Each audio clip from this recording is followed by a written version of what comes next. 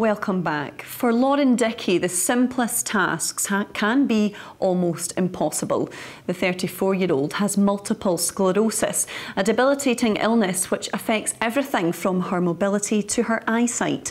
Now she's trying to raise £60,000 to travel abroad for specialist treatment, which could slow the progression of her condition. She told her story to our reporter Amy Dunsmuir. The year after I got married, for instance, I woke up and I was like totally blind in one eye, which was terrifying. Every morning, Lauren Dickie wakes up not knowing whether she'll be able to walk or see. The mother of one has secondary progressive multiple sclerosis, a debilitating illness with no known cure. I didn't even know what MS was, to be honest, so you were like absolutely shocked. You know, you're used to going to the doctor and getting something, a pill or something that will make you better, and to hear you've got a chronic illness that's going to last throughout your life, it's obviously quite shocking. It was just really scary, I think. I think even before that it was really scary because all the symptoms that Lauren was getting, you know, really just strange things happening out of the blue. And that whole period was scary, but then obviously when you hear MS, you think, and again I was like Lauren, I didn't really understand everything about the condition. A simple cold can take its toll very badly on my immune system. Like once I've got over the actual cold, which affects me worse than I would say a normal person, I then have 2 weeks of unsteadiness and inability to walk, basically, which really curtails you. If you talk about getting the cold, you usually get it about 2 to 3 times a year. That's like, you know, 2 to 3 months of the year I can be severely ill. So keeping up with my lifestyle, trying to keep a job, and I really enjoy my work, and you know, keep busy with my daughter and my husband and family holidays, etc. is extremely difficult. Learning to adapt to Lauren's illness has been a constant battle for her and her family, but now they have another fight on their hands. They're trying to raise £60,000 in order to get her to Mexico for a new treatment. It's not currently on offer in the UK, but could help with her quality of life. I've been looking into and researching for quite some time this HSCT treatment, which is hematopoietic stem cell treatment. It is a treatment similar to that received by blood cancer treatments. It's a chemotherapy which knocks out your immune system, and it will then be rebuilt using your own stem cells taken from your bone marrow. I think this treatment is going to be very harsh, it's going to be very hard, I'm going to lose my hair, it's not something that I've taken on lightly, there is risks involved, but I feel as if to be able to have the opportunity to have a more certain future, and I realise that it's not potentially going to work 100%, but to have that chance of you know, a more certain future is worth it in my view. For Lauren and her family, this treatment offers hope for the future. She's not asking for miracles, just more time to really be there for her daughter. She's an only child. I worry, like, I don't want her to be caring for her mother, you know, in 10 years' time. I mean, it's scary. She's only 5, you know, she could be 15 and you hear about these, you know, teenage carers. It's a real burden to, you know, think about the future of that being on her shoulders. I think that at the very least we'd be hoping that it kind of halts the progression of the illness, you know. I think that would be the very least we'd be hoping for, but you know, hopefully then we'll get more from that, you know, Lauren's and in 10 years' time there may be some sort of other medication that may be developed to actually regrow the myelin sheath which has been destroyed by the disease.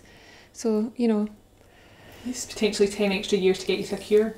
Yeah, exactly. Yeah. It could, yeah, you're basically buying time. Yeah. Mm-hmm.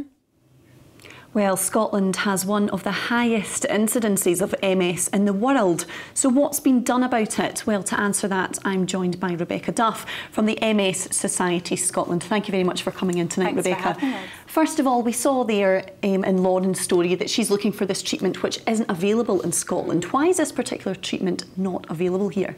The treatment that Lauren is looking to undertake is still at clinical trial stage, so it's not available. It's a very aggressive treatment, as Lauren picked up on there. So effectively what happens is your stem cells are harvested, your immune system is completely wiped out using chemotherapy, and then the stem cells are replaced. So this is a very, very aggressive treatment, and certainly, you know, not suitable for everyone. And that's really why it's kind of not widely available. We don't know at the moment how effective this treatment is because it's so new. We don't have those long-term studies yet, so you know, until then it is at the clinical trial stage. So, you know, for people like Lauren, if they want this option, going abroad at this stage is really the only thing they can do. There are clinical trials going on in the UK, and there's ways to get on those clinical trials. There's lots of information on our website about that if anyone's interested in that. So there are ways to access the stem cell treatment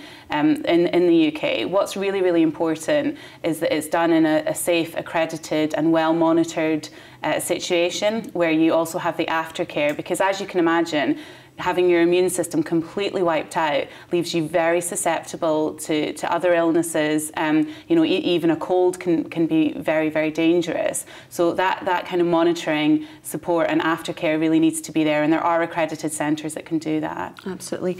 And in terms of MS, those figures, we hear that Scotland has some of the worst in the whole of the world.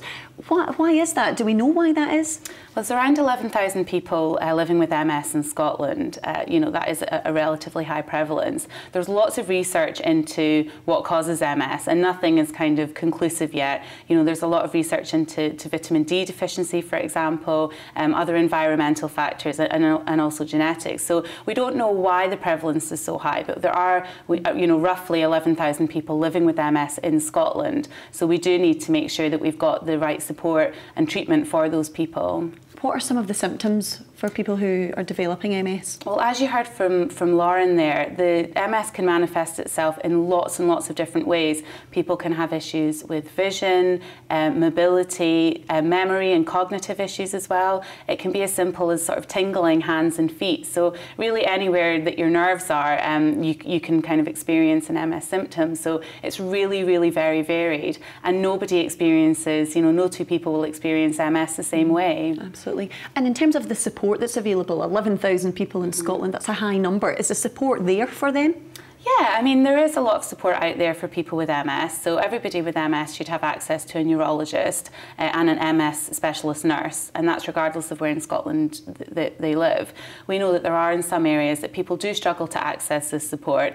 We know that people can sometimes wait a long time to see a neurologist, or once they've had a diagnosis, they then don't see a neurologist for a long time. And actually that can be a real issue for people when they are thinking about their treatment options and actually monitoring how their condition progresses. Nobody knows how MS is how the condition progresses at the moment, and again, it's different for different people. And actually, that uncertainty, and I think Lauren really picked up on that, is really scary. You know, she doesn't know if in 10 years' time, you know, her daughter's going to have to be a carer for her, and that is a really scary thing for families to have to face up to. Absolutely, Rebecca. Well, thank you very much for joining us in the studio tonight. Thank you. Thank you. Well, now moving on, and Formula One racing will take to the streets of Glasgow as part of a new motoring show. The Ignition Festival will feature a circuit taking in the Hydro SECC and the Clydeport Crane. Jimmy McRae will open the circuit driving his son Colin's World Rally Championship winning car. He'll be joined by the likes of the Stig and David Coulthard. The city is going to help us create a street circuit around the SECC, the Finniston Street Circuit. It will be opened by Jimmy McRae in Colin McRae's World Rally Championship car from 1995. And then David Coulthard was bringing the Red Bull Formula One car. And to see Formula One on the streets of Glasgow is an ambition we've had for a while, and we're really excited about it. Now remember, you can get in touch with us if there's a story you think we should know about or an issue you would like us to highlight. You can contact any of our reporters here in the newsroom by Facebook or Twitter, and you can always keep up to date through our new STV News app. And that's it for the moment from all of us here in the STV News team. Do enjoy the rest of your evening. We'll be back tomorrow. Bye for now.